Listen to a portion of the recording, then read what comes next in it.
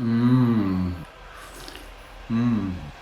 Le sugar fasting est un régime révolutionnaire qui consiste à manger que du sucre. Pas de protéines, pas de lipides. Les seuls aliments autorisés sont les fruits, les jus de fruits, les bonbons, le sucre, le miel et le sirop d'érable. Si ça ne fait pas partie de ces catégories, ça n'est pas du sugar fasting. Ce régime permettrait de perdre une quantité de gras affolante tout en gardant l'énergie pour performer sportivement. Aujourd'hui, je vais tester ce qu'il en est. Ok, donc c'est littéralement la première fois de ma vie que je vais faire un smoothie. Oui, je sais, ça pourrait paraître chelou pour un coach sportif, mais bon, moi je suis très gourmand, j'ai toujours très faim, même en prise de masse, donc je ne prends jamais idéalement de calories liquides. Après, elles sont éclatées. Bon, du coup, on peut même pas mettre de graines de chia ou je sais pas quoi pour la texture, mais bon, j'imagine que ça va quand même être pas mal niveau goût. Là, j'en ai fait une tonne en fait. On va rajouter un peu de miel, une cuillère de créatine, parce que c'est permis.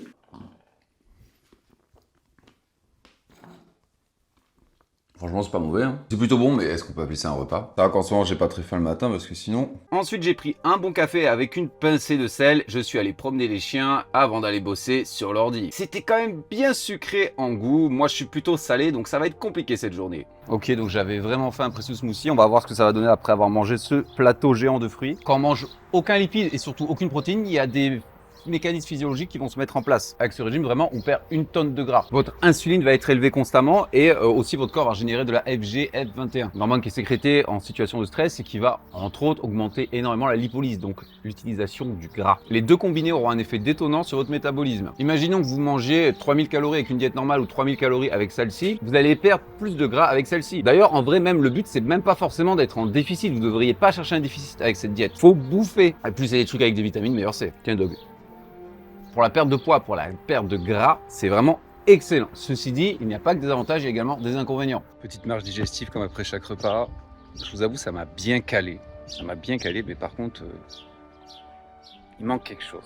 Peut-être déjà la consistance des fruits, c'est que mou, ça manque de sel, et puis j'ai pas l'impression d'avoir bouffé un repas, quoi.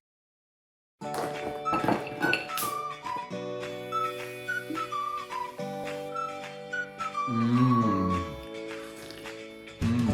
Non, en vrai, c'est pas bon, je sais pas à quoi je m'attends. J'ai vu quelqu'un qui suit cette diète s'amuser à le faire. Après, encore de qualité. Un inconvénient de cette diète, c'est qu'il n'y a pas de protéines. Et la science a montré qu'il y a une relation dose-réponse positive entre la quantité de protéines que vous mangez et votre rétention de masse musculaire en sèche. C'est-à-dire, si vous voulez perdre du gras, plus vous mangez de protéines, plus vous conservez de masse musculaire et ça va jusqu'à 3,5 grammes par kilo de poids de corps. Donc, si vous faites cette diète pendant trop longtemps, vous allez perdre du muscle. Clairement, Mark Bell, qui en ce moment ne parle que de ça, ne fait que ça, il le dit lui-même. Déjà, il est sous TRT, donc lui, sa synthèse de protéines est constamment stimulée. Nous, sans bouffer de protéines, c'est pas la même histoire. Si vous êtes en surpoids, si vous êtes obèse, vous avez beaucoup de poids à perdre, moi j'ajouterai également débutant, vous pouvez faire ça sans souci, vous allez perdre très vite du gras, vous pourrez quand même conserver de la masse musculaire, peut-être même en gagner si vous êtes débutant. Par contre, si vous êtes déjà musclé, assez mince et que vous voulez juste être vraiment sec pour la plage, pour l'été, je recommande pas parce que vous risquerez de perdre du muscle. Et c'est vraiment la dernière chose qu'on veut. Donc ça serait probablement mieux d'adapter la diète.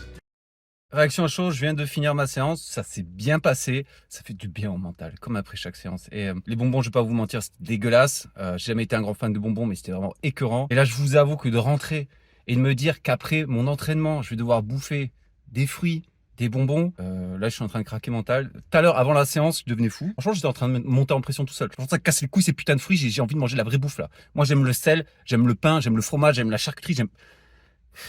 Déjà, pour moi, en temps normal, un repas sans protéines, c'est pas un repas. Même quand je suis en vacances, que je vais au buffet à l'hôtel, je prends des croissants quoi, je vais manger du jambon à côté avec quelque chose, sinon je vais être mal. Enfin bon, la shape était pas mal. C'était pas le meilleur pomme de ma vie, mais la shape était pas mal. Agréablement surpris en voyant parce que il m'est arrivé des trucs perso, ça fait 3 jours, je dors très mal. Et il y a 3 jours... voilà, on a pris une méga cuite, ça devait être juste une bière, c'est transformé en Bérésina. Gros écart, donc agréablement surpris. Alors, est-ce que c'est les efforts que je fais depuis ces dernières semaines ou la diète qui a joué? Peut-être un peu des deux. Dans tous les cas, ça m'a motivé à continuer ce soir et à bouffer mes fruits.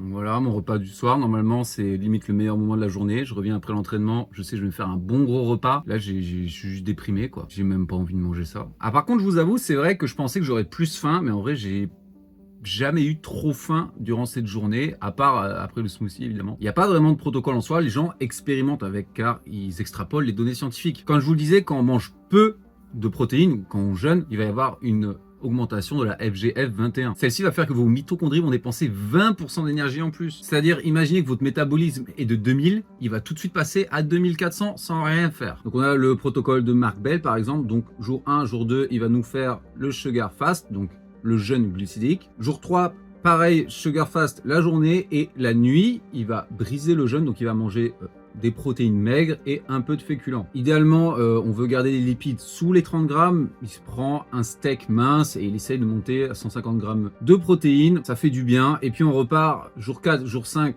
sugar fast. Jour 6, idem, sugar fast la journée. Le soir, protéines maigres, des féculents et un peu de lipides, mais en essayant de rester sous 50 grammes. Et le dimanche, c'est exactement pareil, mais on peut également rajouter un cheat meal, tant qu'on reste raisonnable. C'est-à-dire, si vous partez complètement en cacahuète, c'est pas la peine. Donc, comme je le disais, si vous êtes en surpoids, vous êtes vraiment gros, vous pouvez le faire, il n'y a aucun souci, vous n'allez pas perdre de muscle et ça va accélérer drastiquement votre perte de gras. Mais il faut avoir le mental pour tenir, parce que là, je vous avoue, je n'ai pas apprécié ma diète aujourd'hui. Ça paraît sur le papier génial, on peut manger des bonbons et des fruits, mais en fait, il me manquait toujours quelque chose. Je suis frustré. De plus, il faudrait éviter de le faire sur le long terme, hein. Avoir la FGF21 élevée chroniquement, c'est pas bon. Donc déjà, peut-être un mois maximum ce protocole, si vous êtes gros. Pas de souci, pourquoi pas. Si vous sentez que ça peut bien marcher avec vous, let's go. Alors il y a des personnes qui l'ont adapté, Marc lui-même il fait différemment. Là en ce moment, c'est qu'il mange chaque jour son poids en grammes de protéines et un tout petit peu de lipides, mais vraiment peu. On peut faire sinon comme Samy qui fait ce jeûne glucidique que 1 à 2 fois par semaine. Oui voilà, si vous faites une fois ce genre de jeûne, vous inquiétez pas, vous n'allez pas perdre de protéines tant que vous en mangez suffisamment les autres jours. Sinon, quelque chose de simple que certaines personnes font, c'est qu'ils boivent simplement un shaker de protéines toutes les 12 ou 24 heures en fonction de leur ténacité, leur pourcentage de masse musculaire, etc. Moi, je m'en doutais que ça allait être la diète la plus naze pour moi parce que moi, j'aime bien manger comme un bodybuilder. J'aime bien les œufs, les steaks, les patates douces. Ça fait 15 ans, je prends des œufs au petit déjeuner. Mais bon, challenge fait. Si vous avez d'autres questions concernant le sugar diet, ou si vous voulez que je fasse d'autres régimes, que je les teste et que je les explique scientifiquement, leurs tenants, aboutissants, inconvénients, avantages, n'hésitez pas à me le dire en commentaire. Et si vous avez besoin de programmes personnalisés ou de coaching en ligne complet, n'hésitez pas à me contacter sur mon site allperformance.fr ou directement sur mes réseaux. Allez, à la prochaine.